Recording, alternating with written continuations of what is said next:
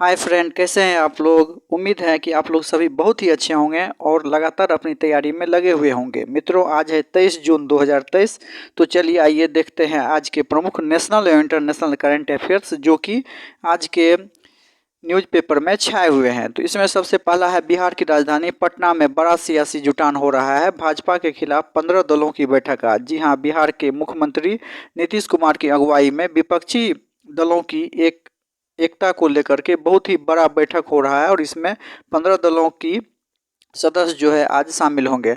Second number देखिए, बिहार में पटना में स्थित महावीर कैंसर संस्थान और रूस के कैंसर रोग विशेषज्ञ कैंसर के गंभीर रूप से पीड़ित मरीजों की जान बचाने के लिए मिलकर काम करेंगे। जी हाँ, याद रखिएगा कि बिहार में अवस्थित पटना का महावीर कैंसर संस्थान और रूस दोनों देश के अर्थात बिहार के पटना अर्थात भारत और उधर कह सकते हैं तो रूस, दोनों देश के कैंसर रोग विशेषज्ञ जो है कैंसर के गंभीर रूप से पीड़ित मरीजों की जान बचाने के लिए मिलकर काम करने का योजना तैयार किए हैं। तीसरा नंबर करंट अफेयर देखिए, पटना जू अर्थात संजय गांधी जैविक उद्यान का स्वर्ण जयंती समारोह मनाया गया, जिसमें पटना जू की ब्रांड एम्बेसडर पद्मश्री सुधा वर्गीस को चुना गया है। अगला करंट अफेयर्स आपके स्क्रीन पे दिख रहा होगा और काफ़ी हिट है और किसी भी परीक्षा में पूछे जाने की संभावना है। विश्व आर्थिक मंच की ओर से जारी ग्लोबल जेंडर गैप इंडेक्स में भारत का स्थान 127वां हुआ है और यह सर्वेक्षण जो है 146 देशों के बीच किया गया है।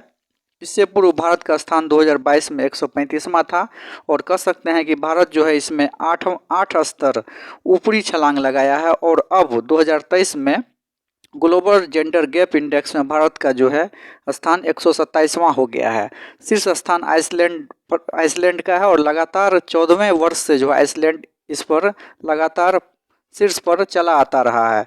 ग्लोबल जेंडर गैप इंडेक्स में 4 मापदंडों पर लैंगिक असमानता को मापा जाता है, जिसमें आर्थिक सहभागिता और अवसर, शिक्षा तक पहुंच, स्वास्थ्य एवं बचाव एवं राजनीतिक सशक्तिकरण प्रमुख है। मित्रों, इससे पूर्व यदि आप चैनल पर नए हैं तो चैनल को सब्सक्राइब कर लें, क्योंकि यदि आप खास करके बीपीएससी मेंस की तैयारी करते हैं तो आपके लिए यह सेशन काफ़ी फ्रूटफुल होने वाला है। और साथ ही साथ यदि आप किसी भी प्रतियोगिता परीक्षा की पीटी को लेकर के तैयारी कर रहे हैं तो भी आपके लिए सेशन काफ़ी महत्वपूर्ण है। आप जितने भी करंट अफेयर्स आते हैं वो नित्य प्रतिदिन जो भी न्यूज़पेपर हैं, जिसमें कि 4 न्यूज़पेपर क्रमशः हिंदुस्तान, दैनिक जागरण, दैनिक भास्कर और प्रभात खबर से चुन करके लिखा जाता है। तो यदि आप इसे लिखते हैं तो यह आपके लिए काफ़ी फ्रूटफुल हो सकता है। भारत में लैंगिक असमानता पर 64.3% काम कर लिया है। जी हाँ, याद रखिएगा कि भारत ने लैंगिक असमानता पर 64.3% काम कर लिया है। वहीं आइसलैंड दुनिया का एकमात्र ऐसा देश है जिसने 90% से ज़्यादा लैंगिक असमानता दूर कर ली है। भारत में हालांकि पुरुषवादी समाज का अस्तित्व अभी तक काफ़ी बना हुआ है। यही कारण है कि लैंगिक असमानता को दूर करने में काफ़ी कठिनाइयाँ आ रही है, लेकिन फिर भी भारत ने 64.3% लैंगिक असमानता को लेकर के काम कर लिया है और अब महिलाएं खुलकर सभी क्षेत्रों में, चाहे नौकरी, रोजगार, घर परिवार, जो भी क्षेत्र है सभी क्षेत्रों में महिलाएं भी खुलकर सामने आ रही है। तो इस प्रकार याद यह रखना है कि भारत ने लैंगिक असमानता पर 64.3% काम कर लिया है। हालांकि भारत में पुरुषवादी सोच को लेकर के अभी भी समाज में लैंगिक असमानता को लेकर के महिलाएं काफ़ी पिछड़ी हुई है।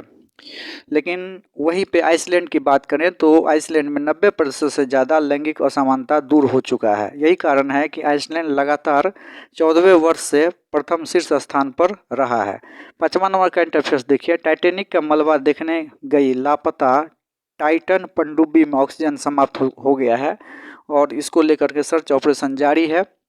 टाइटैनिक 1912 ईस्वी में अटलांटिक महासागर में अपनी यात्रा पर रवाना होने के 4 दिन बाद बर्फीली चट्टान से टकराने के कारण डूब गया था। तो याद रखिएगा कि टाइटैनिक एक जहाज़ था जो कि 1912 ईस्वी में अटलांटिक महासागर में अपनी पहली यात्रा करने के लिए रवाना हुआ था और यह अपनी यात्रा के 4 दिन बाद ही बर्फीली चट्टान से टकराने के कारण डूब गया था और इसी टाइटैनिक जहाज़ का मलबा जो है वो आइसलैंड के पास पाया गया था और इसे देखने के लिए जो है पिछले वर्ष भी कई लोग प्रयासरत किए थे, जिसमें कई पनडुब्बियों को लेकर के भी कई लोग देखने को गए थे और हाल ही में टाइटैनिक का मलबा देखने के लिए एक टाइटन पनडुब्बी भी गया जिसमें कि ऑक्सीजन समाप्त हो जाने की आशंका व्यक्त की जा रही है।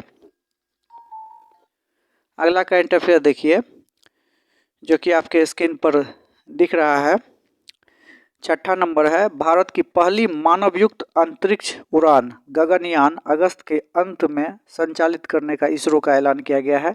जी हाँ, इसरो द्वारा यह ऐलान किया गया है कि इसी वर्ष अर्थात 2023 के अगस्त के अंत तक जो है पहली मानवयुक्त अंतरिक्ष उड़ान गगनयान को संचालित करने का प्रयास किया जाएगा। इसरो के अध्यक्ष की बात करें तभी इसरो के अध्यक्ष जो है एस सोमनाथ जी हैं। तो मित्रों, आज का यह सेशन अब यहीं समाप्त होता है। अगर आप चैनल पर पहली बार आए हैं तो चैनल को सब्सक्राइब कर लें, इससे आपको खुद फ़ायदा होगा। आप डे टू डे की करंट अफेयर से अपडेट होते रहेंगे। और आपसे हम यह रिक्वेस्ट करना चाहते हैं कि यदि आप सही में करंट अफेयर्स की तैयारी करना चाहते हैं तो आप इस सेशन को लिख करके अपनी कॉपी में तैयारी करें, जिससे कि आपको परीक्षा आने पर रिवीजन करने में काफ़ी सहूलियत होगी और आप करंट अफेयर्स आपके लिए एक बहुत ही आसान सब्जेक्ट बन जाएगा यदि आप इसे daily day by day current affairs लिखते हैं और लिख करके याद करते हैं। चलिए, इसी के साथ आज का ये सेशन समाप्त हुआ। Thank you. मिलते हैं करंट अफेयर्स के नेक्स्ट सेशन में फिर कल।